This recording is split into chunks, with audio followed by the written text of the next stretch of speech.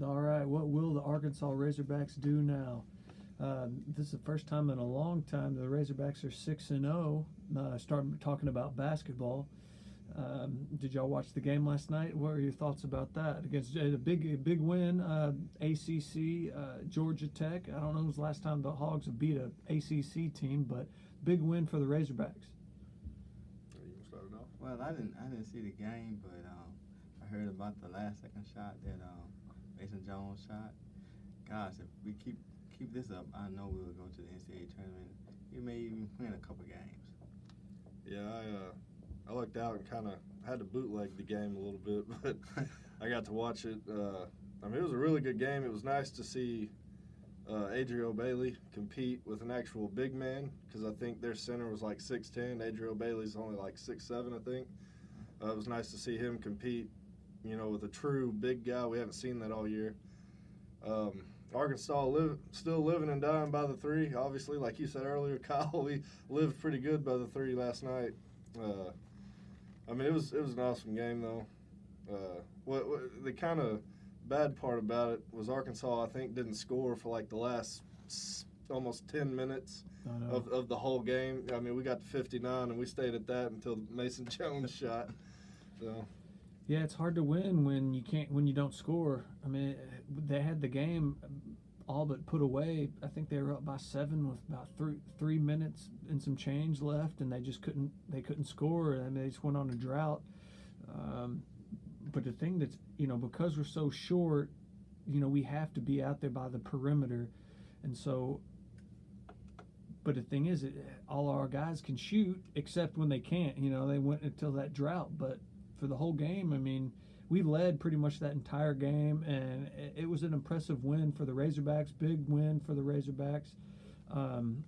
So I don't know, fact check me on this, when's the last time we beat an ACC team, at home?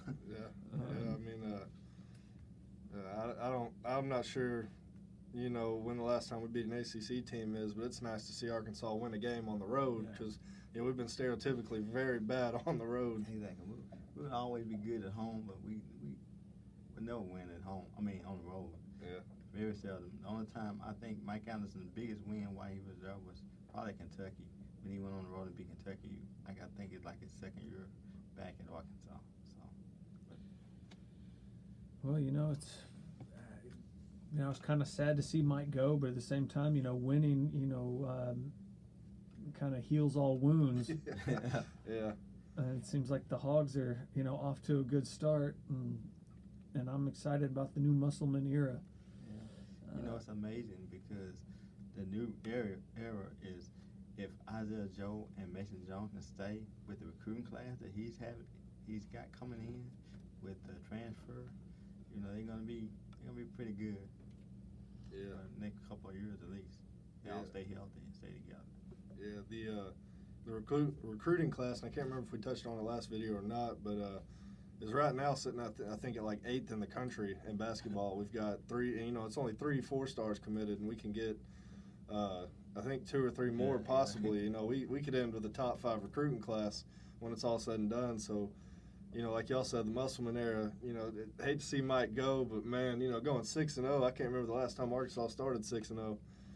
And any sport going undefeated to start the season. And not just, we might have gone 6-0 with Mike, but it was, who are we playing? We were playing, Sisters of the Poor. I mean, for us to go in there and beat, Georgia Tech at home, that's big. Yeah. And, going back to Isaiah Joe, I think he needs to stay. He has an NBA shot, but I don't think everything else, I think he's a liability. Mason Jones has really impressed me this year. Seems like he's put on a lot of muscle, and you could tell last night. I mean, it seems like he's one of the only guys on the team that can create his own shot, and he's strong enough to he can play like LeBron James bully ball, whereas in Isaiah Joe, I mean, he's money when he's wide open, but he can't really create his own shot yet. And I think that's because he's not that strong.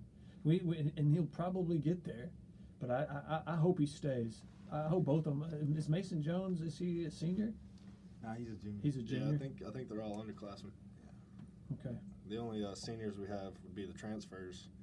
And you know, another thing going back to Isaiah Joe, you know, it's nice, and I have a bad memory, so I can't remember the last couple of years in basketball, but it's nice to see a team where when the star player isn't playing up to his star potential, other players can fill in and still score some points, because I think over the last couple of games, Isaiah Joe and Mason Jones have taken turns scoring all the points. So it's not just one guy doing all the work.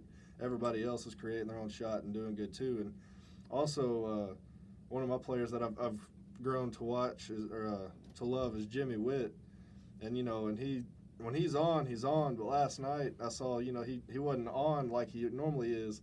So, you know, he wasn't taking selfish shots. You know, there's a whole lot more passing going on. Everybody's cutting to the basket. There's a whole lot of ball movement that I haven't seen in a while. And I was talking to a friend last night, and it was kind of weird to see that this style of play is really kind of what Mike Anderson wanted to install with the 40 minutes of hell. It wasn't supposed to be a bunch of high-scoring, fast-paced basketball. It was supposed to be a bunch of defensive games. We're going to be annoying. You're going to have turnovers. You're going to, you know, try and force the ball. And that's what Georgia Tech did a whole lot last night, was try and force some passes in, which goes back to Adriel Bailey. He's another guy. I mean, he's one of my favorite players on the team right now. He's just annoying. Number one, you know, you're guarding a dude that's like 4 inches taller than you. Yeah, just real scrappy and annoying and all over you. And, you know, as a player, you know, I play football, I don't play basketball, but I know when somebody's all over you all the time, you're going to get frustrated and you're not going to be on your game at all.